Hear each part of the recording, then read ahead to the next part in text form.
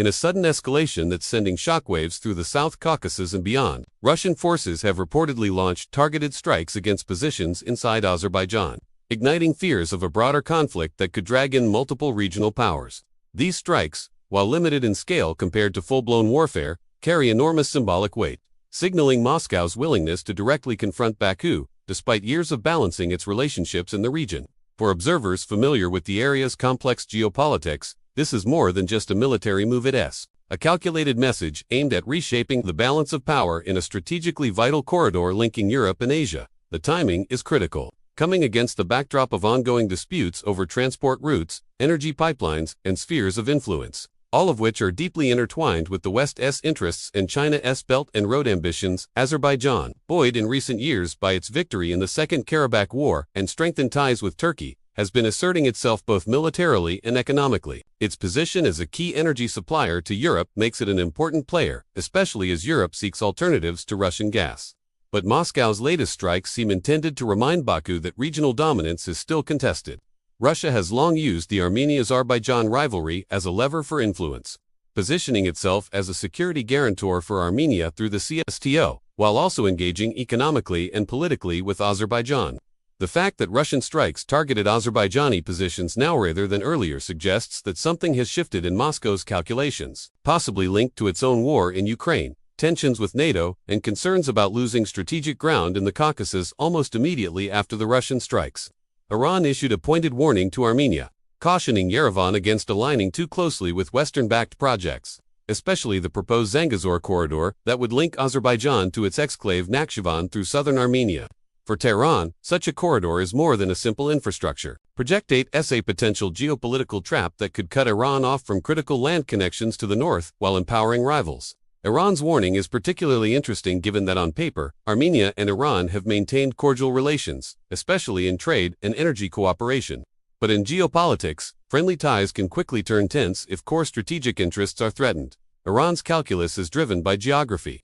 The sliver of Armenian territory that would be used for the corridor is seen as a lifeline for its own northbound trade routes, and any change there could be perceived as a direct security threat. This evolving situation creates a tense triangular dynamic. On one corner is Russia, embroiled in a major confrontation with the West but unwilling to see Turkish and Western influence deepen in its own backyard. On another is Azerbaijan, confident after recent military successes, but now facing the sobering reality that Moscow is ready to flex military muscle if it feels its influence slipping. And on the third corner is Iran, wary of encirclement and fiercely protective of its transit and trade access. Each of these players sees the Caucasus not just as a neighborhood dispute, but as a strategic crossroads where pipelines, railways, and military routes converge. The US and EU, though not directly involved militarily, have a vested interest here, as well. Any disruption to energy flows from Azerbaijan to Europe or instability along trade corridors could have ripple effects across global markets. Russia's strike patterns themselves are telling.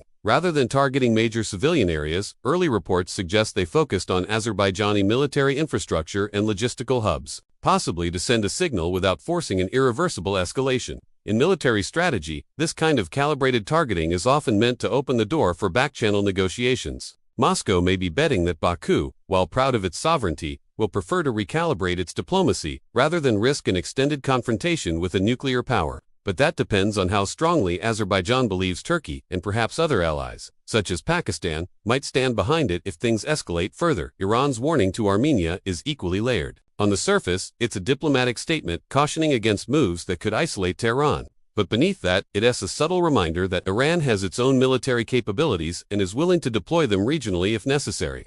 Iran's armed forces have conducted numerous drills along its border with both Armenia and Azerbaijan in recent years, signaling readiness to act if its strategic access routes are threatened. This latest warning may be a way to pressure Yerevan into slowing down or altering its participation in the corridor project, especially if that project appears to be tied to Western or NATO-led initiatives for Armenia. This is a deeply uncomfortable position. Historically dependent on Russia for security guarantees, Yerevan has grown increasingly frustrated with Moscow's perceived inaction during Azerbaijani advances. This frustration has pushed Armenia closer to the West, engaging with the EU, the US, and even signaling openness to security cooperation beyond the CSTO framework.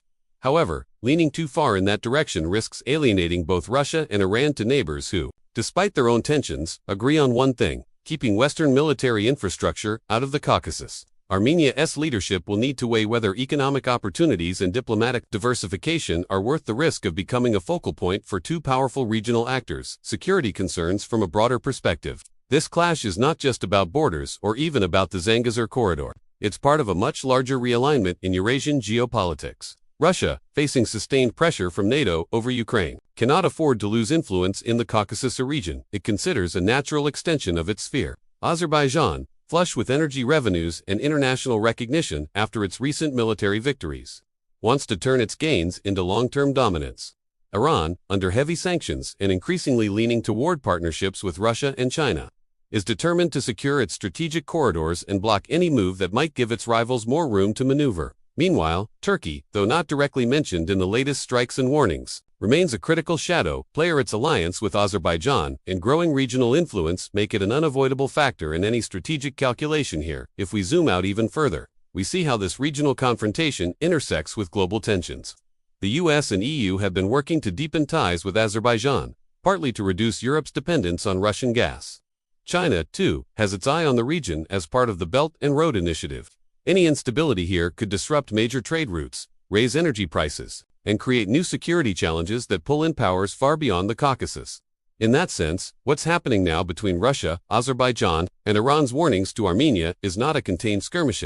It's a flashpoint with potential consequences stretching from Brussels to Beijing. Military analysts are watching for signs of next moves. If Russia escalates with heavier strikes or deploys more forces into Armenia as a deterrent, Azerbaijan may feel compelled to mobilize more troops along its borders. Turkey's response will also be could either double down on military support for Baku or quietly urge restraint to avoid a regional war that could draw in NATO indirectly. Iran's military posturing, if it goes beyond rhetoric into actual troop movements or drills near Armenia, could serve as both a warning and a preparation for more decisive action. In conflict zones like the Caucasus, perception often matters as much as actual capabilities.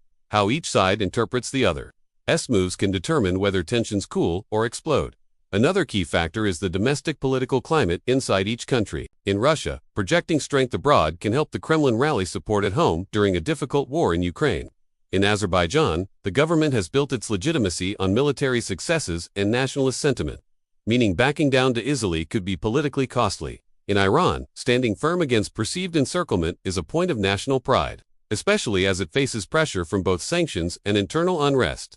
In Armenia, leaders must navigate a public that feels abandoned by traditional allies and eager for new security arrangements. Yet, wary of becoming a battleground in someone else's game, the stakes here go beyond immediate territory. This is about control of infrastructure pipelines like the Baku-Tbilisi route, rail lines linking Central Asia to Europe, and future transport corridors that could reshape trade patterns for decades. Whoever controls or influences these routes holds a significant advantage in both economic and geopolitical terms.